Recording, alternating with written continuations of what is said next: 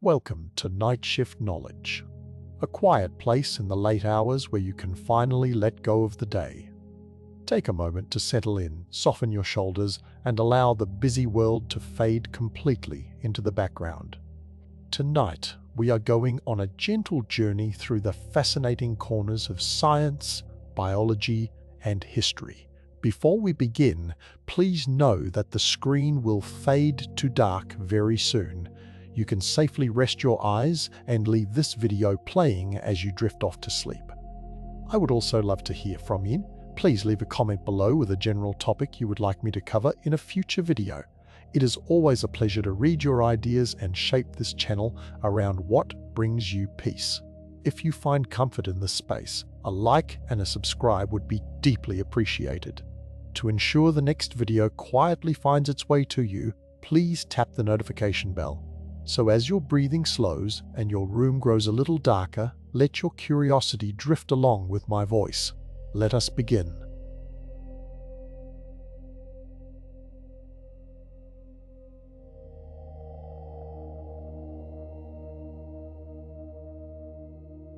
So here you are, sitting in a chair. Maybe you're leaning on a wooden desk, feeling its smooth, cool surface under your hand. Or perhaps you're walking, feeling the solid, unyielding floor beneath your feet. You clap your hands together and you hear that sharp, satisfying crack. You feel the impact. If you're unlucky, you might stub your toe on a door frame. And in that instant, the reality of the solid world is absolute. It's painful. It's undeniable. The desk is there. The floor is there. Your toe is proof. This is the world we live in, a world of things. But I have to tell you something that sounds impossible. A secret hiding in plain sight in every single thing you've ever touched or felt. It's all almost nothing. That desk, that floor, your own hand, your aching toe, they are each over 99.999% empty space. Just let that sit for a moment. Everything you consider solid and real is overwhelmingly void. You are not mostly stuff, you are mostly nothing, and the world you navigate, the one that feels so firm, is a delicate architecture of emptiness. This isn't a metaphor. This is the literal truth of our universe, discovered just over a century ago, and it raises the most compelling question at the heart of our existence. If we are empty, why does the world feel so profoundly solid? That's the journey we're beginning today. Over the next hour, we'll unravel this beautiful paradox. We'll meet the scientists who first glimpsed this void within the atom. We'll discover the cosmic ghosts that pass through you by the trillions every second, proving this emptiness is real. And we'll find out what happens in the heart of a dying star, when the universe itself gets tired of all this space and crushes it out of existence.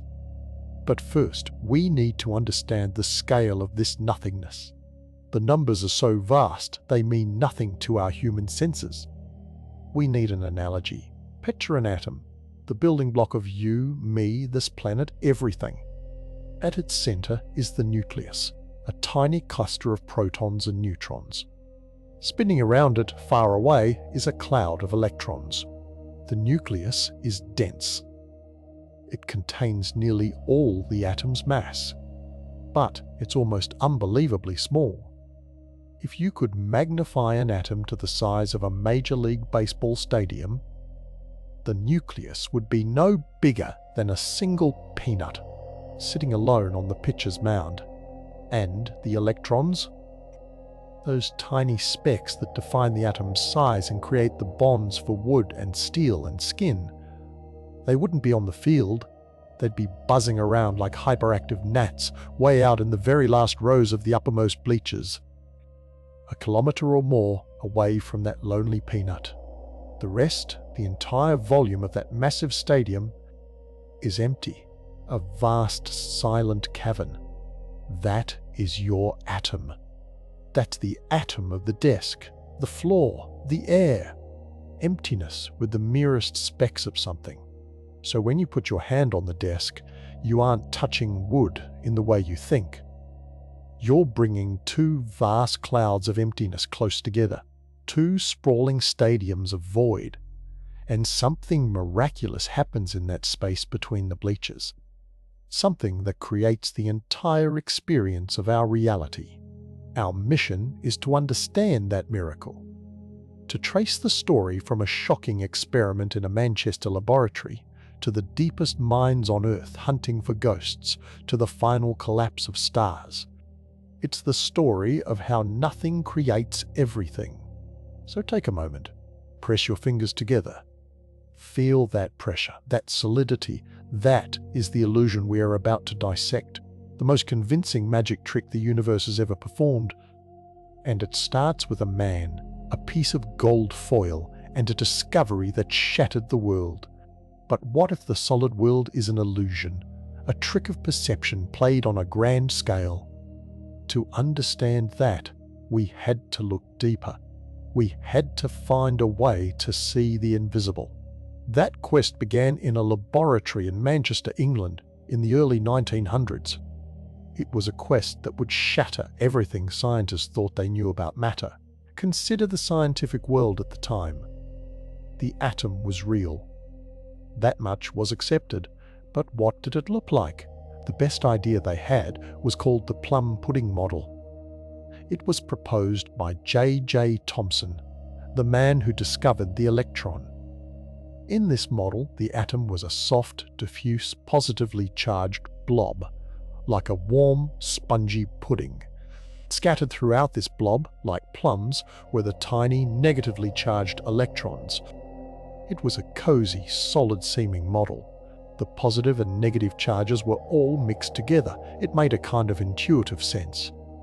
If you shot something through this atom, it should pass right through that soft, uniform pudding. It would only get a slight, gentle nudge. Then came Ernest Rutherford. He was a bold, charismatic physicist from New Zealand. He had a reputation for cutting through complexity. He didn't like fuzzy ideas. He wanted to know what was there, and he had a powerful new tool to probe the atom, a beam of alpha particles. Think of them as tiny, subatomic cannonballs. They were heavy, positively charged, and they shot out of radioactive elements at tremendous speeds. So Rutherford, along with his assistants Hans Geiger and Ernest Marsden, devised a beautifully simple experiment. They would take this beam of atomic cannonballs, and they would fire it at an incredibly thin sheet of gold foil. Gold could be beaten into a sheet only a few hundred atoms thick. They surrounded the foil with a screen that would flash whenever an alpha particle hit it. The logic was straightforward. If the plum pudding model was correct, the alpha particles should sail right through. The soft, uniform positive charge wouldn't be strong enough to deflect these heavy, fast projectiles much. Maybe a little wiggle, a slight change in angle. But that's all. Geiger and Marsden settled in for what they expected to be a boring task. They would watch the flashes and see the particles go straight through. It would prove the model. But the atom had a surprise in store. Most of the particles did exactly what was expected. They zipped straight through the gold foil as if it weren't even there, a whisper of nothing. This, in itself, was a clue. It meant most of the atom was nothing, empty space. But it was the rare, astonishing exception that changed physics forever. Because every now and then a particle didn't just wiggle, it didn't just deflect. It bounced almost straight back. It came flying back toward the source, as if it had hit something unimaginably dense and solid and small. Imagine you're throwing pebbles at a ghost. Most pass through without a sound, but then one pebble hits something hidden within the ghost. Something the size of a grain of sand, and it rockets back and hits you in the forehead. That was the scale of the shock. When a skeptical Rutherford heard these results, he was utterly stunned. He later described it with one of the most famous analogies in all of science. He said the result was, quote, almost as incredible as if you fired a 15-inch naval shell at a piece of tissue paper and it came back and hit you. Think about that image. A massive artillery shell and a flimsy sheet of tissue paper. The shell should tear through, leaving a ragged hole. It should not, could not rebound. But in Rutherford's lab, that's exactly what was happening on an atomic scale. The alpha particle was the shell. The gold foil was the tissue paper. And something inside that paper was so incredibly dense, so massively concentrated, that it could repel a speeding alpha particle and send it flying backward. There was only one possible explanation. The plum pudding was dead. The atom was not a uniform blob. All that positive charge, and nearly all the atom's mass, was not spread out. It was concentrated into a phenomenally tiny, incredibly dense core. Rutherford called it the nucleus. And here's the profound, emptiness-revealing part of the calculation. To make those alpha particles bounce straight back, that nucleus had to be vanishingly small. Rutherford and his team did the math. They found the nucleus occupied only about 1/10,000th of the diameter of the entire atom. Let's make that real. If you expanded an atom to the size of a Major League Baseball stadium, the nucleus would be a mere grain of rice sitting on the pitcher's mound. And everything else? The vast, cavernous space of the stands, the outfield, the parking lots. That was the domain of the electrons. A swirling, fuzzy cloud of probability, almost impossibly far from that central grain. The gold foil experiment was the crack in the dam. It was the moment we first glimpsed the shocking truth. Matter is not mostly stuff. It is mostly space. Vast, empty, echoing space. The solid desk, the floor, your own hand, they are cosmic cathedrals of nothingness, built around unimaginably tiny specks of concentrated mass. But this revelation immediately created a new, even more pressing mystery. If we are all just empty space and tiny nuclei, why does any of this feel solid? Why did that alpha particle, most of the time, pass right through the gold atom's emptiness? And what stopped the last, defiant fraction from doing the same? What force field surrounds that emptiness, creating the world we bump into every day? That mystery is where our story goes next. So, we've arrived at a stunning contradiction. Rutherford's experiment proved it. The atom is a void, a vast cathedral of emptiness, a speck of matter floating in a sea of nothing. And that leads to a very simple, very urgent question. If everything is empty, why is anything solid? Why does the floor hold you up? Why can't you push your finger through your desk? Why can't you walk through a wall? You are, after all, mostly empty space. And the wall is mostly empty space. Shouldn't you just pass right through? It's a logical thought. But it's a thought that physics completely demolishes. The answer isn't found in the emptiness itself. It's found in the tiny buzzing activity that fills that emptiness. It's found in force, not a solid barrier, but an invisible field. A force field that surrounds you and everything you touch. This is the story of that force, and it begins not with a nucleus, but with a cloud. Forget the solar system model. The old idea of electrons as tiny planets orbiting a sun-like nucleus, it's beautiful, but it's wrong. In the quantum world, electrons don't live on neat tracks. They exist as a cloud of probability, a fuzzy, shimmering sphere of negative charge that surrounds the nucleus. It's not a thing you can pinpoint, it's a zone, where you might find it kind of place. This electron cloud defines the outer boundary of the atom. It is, for all practical purposes, the surface of everything. And that surface is electric. It crackles with negative charge. Now, Bring two atoms close together, your finger and the surface of this table. As they approach, their electron clouds begin to sense each other. Negative charge, meeting, negative charge. And in the universe, like charges repel. This is the Coulomb force, one of the fundamental forces of nature. It's incredibly powerful at close range. As the clouds get closer, the repulsion grows stronger. Exponentially stronger. It's like trying to push the same poles of two powerful magnets together. You can feel the pushback long before they touch. That's what's happening trillions upon trillions of times, where your skin meets the chair. The electron clouds of your atoms are repelling the electron clouds of the chair's atoms. They never actually make contact. They just push. And that push is what you feel as solidity. Think about sitting down. You lower yourself, and just before your body makes contact, the repulsion begins. The clouds compress against each other, creating a cushion of force. That force supports your weight. It distributes the pressure across a vast network of repelling charges. The chair doesn't hold you in a mechanical sense, it pushes back on you electromagnetically. The atoms themselves remain separate, forever floating in their own bubbles of empty space. But their force fields are in a constant, fierce negotiation. That negotiation is what we call touching. So when you run your hand over a smooth piece of wood, you are not feeling atoms bumping together. You are feeling the exquisite pressure map of electromagnetic repulsion.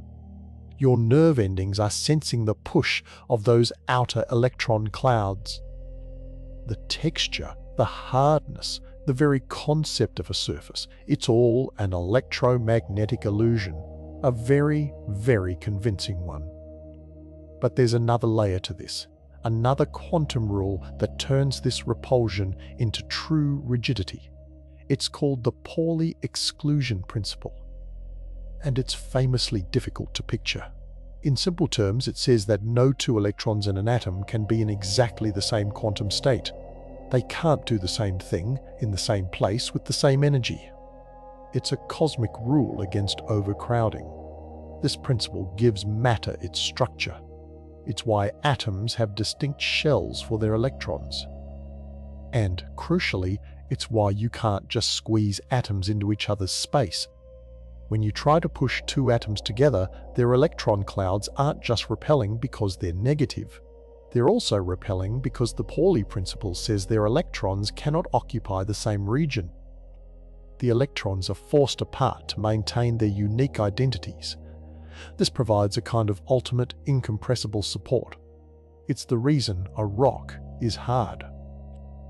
It's the reason steel has strength. Without the Pauli exclusion principle, all those repelling electron clouds could, in theory, be mushed together. Matter would be soft, formless, like a fog. But with it, matter gets its backbone. The emptiness has a strict, unbending architecture. So let's answer the question directly. Why can't you walk through a wall? It's not because the wall is full. It's almost entirely empty. You could walk through the emptiness, but you cannot walk through the force field. The wall is a fortress of negative charge, governed by the unbreakable rules of quantum physics. Your body is an identical fortress. When you try to pass through, your fortress meets its fortress, and the electromagnetic repulsion, enforced by the Pauli principle, is so immense, so instantaneous, that it feels absolutely solid. It feels like a collision, but it's really a standoff. This changes what you are. You are not a bag of skin and bones. You are a dense, buzzing cloud of electrons held together by a whisper of atomic glue, floating in a universe of nothing. Your physical presence in the world is not about occupancy. It's about influence. Your electromagnetic field interacts with the electromagnetic fields of everything around you. That interaction creates the world of touch, of texture, of impact. So the next time you lean against a doorway or feel the weight of a book in your hand, remember, you are not touching anything, not in the way we normally think. You are feeling a ghostly repulsion. You are sensing the outermost edges of probability clouds pushing back against your own with unimaginable force. The solid world is a lie. But the force field is very, very real. It is the force field that is you. And this raises another fascinating thought. If solid matter is so porous, so empty, guarded only by this electromagnetic fence, are there things that can slip through the fence? Particles that don't care about the charge, that ignore the push? The answer is yes. There are cosmic ghosts that flow through you and through the entire Earth right now, as if nothing were there at all. We are held together by forces, an invisible push, a quantum pressure that keeps the void of our atoms from simply merging. It's a force field, a barrier of energy that creates the solid world we know. But what if something didn't feel that force? What if something was so aloof, so ghostly, that it could ignore that electromagnetic handshake completely? What if it could pass through the entire Earth as if it were a morning mist? That would be the ultimate proof of our emptiness. And that proof exists. It's passing through you right now. Billions of them every second. They are called neutrinos, and they are the closest thing to a ghost our physics has ever found. A neutrino is a subatomic particle, but it's utterly unlike an electron or a proton. It has almost no mass. So little, we once thought it had none at all, and it carries no electric charge. None. That last part is critical. Remember, the force that creates solidity is electromagnetism. It's the repulsion of negative charges. But a neutrino is neutral. It doesn't carry that charge. It is electromagnetically blind, and blind to the force that holds you together. To a neutrino, you are not a solid object. You are not even a collection of atoms. You are a vast, mostly empty network. A galaxy of tiny specks separated by kilometers of nothing. And the neutrino is just passing through the galaxy. It interacts only through the weak nuclear force. And gravity, though its gravity is so tiny it's almost a joke. The weak force has an incredibly short range. It only works inside the tiny nucleus of an atom. For a neutrino to even notice an atom, it has to score a direct, perfect hit on that nucleus. It's like firing a bullet through a forest and hoping to hit one specific, microscopic seed hidden inside one specific tree. The odds are astronomically low. So low that for a typical neutrino, solid matter is transparent. Trillions of neutrinos from the sun pass through your body every second. They are doing it right now. As you listen to this, they pass through your floor, through the foundation of your building, through the earth itself, all without a single touch. Think about that. The entire planet, all its rock and metal and ocean, is mostly empty space to them, a minor inconvenience, a slight haze. They come from the sun on the other side of the world and stream up through the ground beneath your feet. This is not a theory. This is observed fact. And to prove it, scientists had to build the most impossible kind of trap. A trap designed to catch a ghost in an 800-mile thick piece of nothing.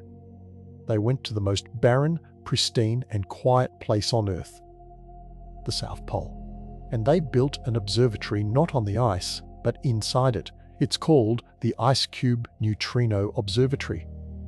And its design is a direct, brutal testament to the emptiness of everything. Here's how it works. Scientists melted narrow, deep holes into the ancient Antarctic ice cap. They went down over 2 kilometers into ice that is perfectly dark and clear under immense pressure. Into each hole, they lowered a string of sensitive light detectors like pearls on a vertical necklace. They did this for 86 holes, creating a three-dimensional grid of over 5,000 sensors buried in a cubic kilometer of pure, dark ice, a telescope pointing down into the Earth. Why? Because they are waiting for that one-in-a-trillion event. The moment a neutrino, after traveling light years through the empty cosmos and then through the entire Earth, finally hits something. When a neutrino does, by incredible chance, strike a nucleus in that deep ice, it creates a new particle, a muon. And that muon, born from the collision, moves faster than light can move through the ice. That creates a shock wave of blue light called Cherenkov radiation. The sensors in the ice detect that sudden faint blue flash, a pinprick of light in the perfect darkness. That flash tells them the ghost has been caught. They can trace its path and point back to where in the universe it came from. But the profound part, the part that speaks directly to our story, is why it's buried in the ice and why it uses the Earth as a filter. IceCube isn't just looking at the sky above it. Its most important view is downwards. It looks through the Earth towards the northern hemisphere sky. All the other cosmic noise, the constant rain of other particles from space, gets stopped by the planet. 8,000 miles of rock and iron. They interact. They get absorbed. They are blocked by the electromagnetic forces that make matter solid. But the neutrinos? They pass right through. The Earth is a filter cleaning out everything but the ghosts. If an IceCube sensor sees a flash coming up from below, from the direction of the northern hemisphere, it can only be one thing: a neutrino that has just completed a journey through the entire planet. The detector works because the Earth is empty. Its entire function relies on the fact that matter, to a neutrino, is a nearly perfect void. Imagine that. A machine that sees by using our planet's emptiness as a lens. So, let's be clear. The solid ground you stand on, the chair you sit in, your own hand. To the neutrino universe, these are fleeting, wispy clouds. They are not barriers. They are not even a suggestion of a barrier. This is the final, humbling proof of what Rutherford discovered. The atom is a void, and we and everything we build our world upon are collections of voids. We are, for all practical purposes, made of nothing. But if that's true, if we are voids and stars are voids and planets are voids, then what happens when you take that nothing and you crush it? What happens when you apply a force so monstrous, so unyielding, that it overcomes the very forces that create our solid illusion? What happens when you collapse the emptiness itself? So we are held together by forces, an invisible push, a quantum pressure that keeps the void of our atoms from simply merging. It's a force field, a barrier of energy that creates the solid world we know. But what if something didn't feel that force? What if something was so aloof, so ghostly, that it could ignore that electromagnetic handshake completely? What if it could pass through the entire Earth as if it were a morning mist? That would be the ultimate proof of our emptiness.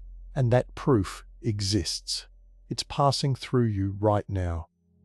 Billions of them, every second, neutrinos. They are the cosmic ghosts, the ultimate proof of our emptiness. They slip through the vast spaces between our atomic nuclei as if those spaces were a wide open plain. But that story, that's the story of the last chapter. You've just heard it. Now consider the opposite, a thought experiment. What if you took that force away? Not the ghostly particle that ignores it, but the force itself. What if you turned off the electromagnetism? Or better yet, what if you found something stronger? A power so immense, so relentless, that it could overwhelm that quantum pressure completely.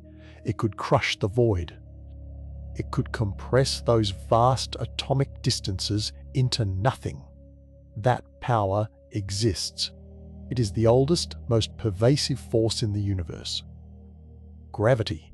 For our entire story, gravity has been a background character. It holds us to the planet. It guides the planets around the sun. But on the atomic scale, in the dance of electrons, it is laughably weak, trillions of times weaker than the electromagnetic force that gives us solidity. Gravity is a whisper next to a scream. But gravity has a secret.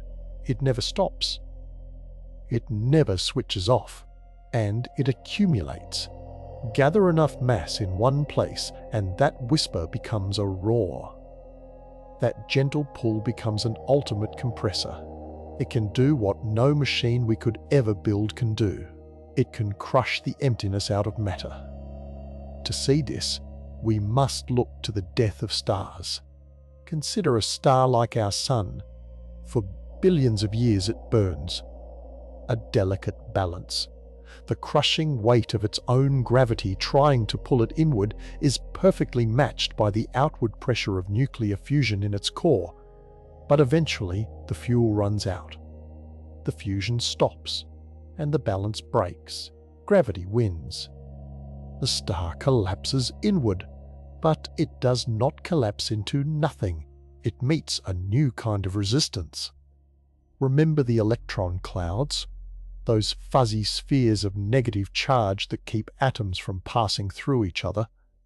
As gravity squeezes the star's core with unimaginable force, it squeezes those electron clouds together. They are pressed into a smaller and smaller volume, but they resist. They are forbidden by the quantum rules of the universe from occupying the same state. This is the Pauli exclusion principle. It creates a new pressure. Not thermal pressure from heat, but quantum mechanical pressure. Electron degeneracy pressure. The collapse halts. What remains is a white dwarf. A stellar corpse. A sphere about the size of Earth, but containing the mass of our Sun. A teaspoon of its material would weigh as much as an elephant here on Earth. The emptiness has been compressed dramatically, but it is still there. The atoms, though terribly squeezed, remain. Nuclei and electrons separated. The structure holds under this new, fierce quantum pressure. Now imagine a heavier star. A giant, 8 or 10 times the mass of our Sun. When its fuel is spent, its final collapse is far more violent. A supernova explosion that outshines an entire galaxy. And in that cataclysm, the core is subjected to forces that make a white dwarf's formation seem gentle. Gravity here is so strong it does the unthinkable. It overcomes electron degeneracy pressure completely. It crushes the atoms past their breaking point. The force is so great, it drives the electrons right into the protons in the nuclei. They merge, their charges cancel, and they become neutrons. The entire core becomes a sea of neutrons, a single gigantic atomic nucleus but with no electrons left at all. The emptiness is gone. The vast spaces between nucleus and electron cloud have been utterly erased. This is a neutron star. The numbers are not just large, they are incomprehensible. A neutron star is a sphere maybe 20 kilometers across, the size of a city. But it holds 1.5 times the mass of our entire Sun, all that mass in a volume a trillion times smaller. Let's make it tangible. If you could take a single sugar cube of neutron star material and bring it to Earth, it would weigh not a pound, not a ton. It would weigh roughly 1 billion tons, as much as a mountain. Mount Everest in a cube of sugar. That is matter with the emptiness crushed out of it. Think back to our analogy from the very beginning. If an atom's nucleus were a peanut, the electron was a kilometer away. In a neutron star, It's as if you've taken that peanut and packed it right up against millions of other peanuts with no space in between. No kilometers, no meters, not even millimeters. The peanuts are touching. This is the end of emptiness, the ultimate victory of gravity over structure. And it begs a haunting, personal question. We are empty space, over 99.999% empty. We've proven that. So what is us? What is the stuff of us? If you took a human being and you somehow magically removed all that empty space, crushed the void out of every atom in our bodies, what would be left? The answer is a profound and humbling whisper. All the actual mass, all the protons, neutrons, and electrons that constitute the particles of you and me, if you removed every bit of the space between them, would fit into an incredibly tiny speck. A cube less than 1,000th of a millimeter on each side, a speck of dust, smaller than a grain of fine sand. All your memories, your loves, your thoughts, the raw material of your body would be invisible to the naked eye. We are not the stuff. We are the space around the stuff. We are the pattern, the arrangement, the energy dancing in the void. We are a cosmic illusion of structure, held together by the faintest whispers and the fiercest rules. But the neutron star shows us what happens when the music stops, when the dance is forced to end. It is matter, stripped of its illusion. It is the universe showing us its cards. This is what you get when you remove the emptiness. But this crushing of the void is not the final word. Because when we look into the deepest emptiness of all, the vacuum of space itself, we find something astonishing. We find that true nothingness may not exist at all. That is where our story turns one last time. So, we've travelled to the end of emptiness, to the heart of a collapsed star, where gravity has crushed the void to nothing, where the space inside an atom is gone. It's the ultimate density. The end of the line. But is it? That journey leaves us with a strange and unsettling question. We started with a solid world. We shattered it and found a vast, echoing emptiness inside the atom, a cathedral of nothing. We filled that emptiness with forces and ghostly particles, then we even crushed it away. But what is left in that crushing? In the deepest heart of matter, or in the space between galaxies, what is truly there? Is anything ever truly empty? Let's go back to our atom for a final visit. The classical picture, a tiny, dense nucleus. Electrons whirling in a vast, mostly empty orbital space. That's the model we've lived with. And by that definition, yes, you are over 99.999% nothing. But this is where our story takes its final profound twist. A twist from the quantum world. Quantum mechanics doesn't deal in tiny, solid balls. It deals in probabilities and fields. The electron isn't a planet orbiting a sun, it's better described as a cloud. A fuzzy, vibrating probability cloud, a region of space where the electron is likely to be. And if you ask where the electron is, the quantum answer is it's smeared everywhere within that cloud. It is, in a very real sense, already everywhere inside its atomic domain. So is the atom mostly empty space, or is it completely filled with the electron's presence? This isn't just wordplay, it's a fundamental shift in perspective, from thinking of particles as little things to thinking of them as excitations, ripples, in something deeper. And that something is the quantum vacuum.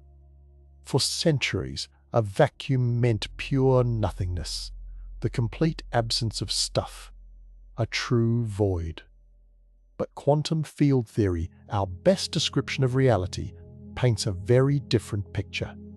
Imagine the vacuum of space, not just between stars, but the space right in front of you. The space inside this room. According to quantum theory, this empty space is not empty at all. It is a seething, bubbling, energetic medium. A quantum foam. It's filled with fields. Every kind of particle has its own field stretching throughout the universe. The electron field, the quark field, the photon field. And these fields are never still, not even at their lowest possible energy state, which we call the vacuum. They are constantly, subtly fluctuating, like a restless ocean on a calm day. And from this restless energy, particles and their opposites, virtual particles, flicker into existence. For the tiniest fraction of a second, allowed by the uncertainty principle, a particle and an antiparticle pair will pop out of nowhere and then almost instantly annihilate each other, vanishing back into the background hum. This isn't theoretical. We can measure its effects. It's called vacuum fluctuation, and it means that what we call empty is, in fact, alive with transient, ghostly activity, a plenum, a fullness. So let's ask our question again with this new understanding. Is an atom mostly empty space? From the quantum view, the answer starts to blur. The space is filled with the electron's probability cloud. That cloud is an excitation of the electron field. And the space around it is the quantum vacuum itself, buzzing with potential. The solid nucleus isn't just a lonely pellet in the void. It's a knot of intense energy, bound by the strong force sitting in that same vibrant vacuum. The emptiness we've been talking about was a stage, but the stage itself is not nothing. It is the quantum field, and the particles are the actors upon it. This changes everything, and yet it changes nothing about our daily experience. Because the solidity we feel, the table that holds your coffee, the floor beneath your feet, that is still real. It is powerfully, undeniably real, but it is an emergent reality. It emerges from these counterintuitive foundations, from the intense repulsion of electron clouds, which are themselves manifestations of quantum fields, from the powerful bonds that tie atoms into molecules. These forces are the actors interacting, creating the illusion, the experience of solid matter. We have come full circle. We began with the solid illusion. We broke it apart and found a classical void. We filled that void with bosses and ghosts. We crushed the void in stellar furnaces. And finally, we saw that the void itself is a kind of illusion. What we perceive as empty is a sea of potential. What we perceive as solid is a dance of intangible forces. So are you mostly empty space? In the classical sense, yes, absolutely. You are a cathedral of nothing. But in the deeper quantum sense, you are a magnificent complex pattern of excitations, vibrations in a cosmic field that is never, ever still. You are a gathering of forces holding a shape against the endless energetic hum of the universe. The wonder is not that we are empty. The wonder is that from such elusive, restless, and counterintuitive ingredients, from probability clouds and virtual particles and force fields, arises the rich, tangible, solid world we call home. The world you can touch. The world you are.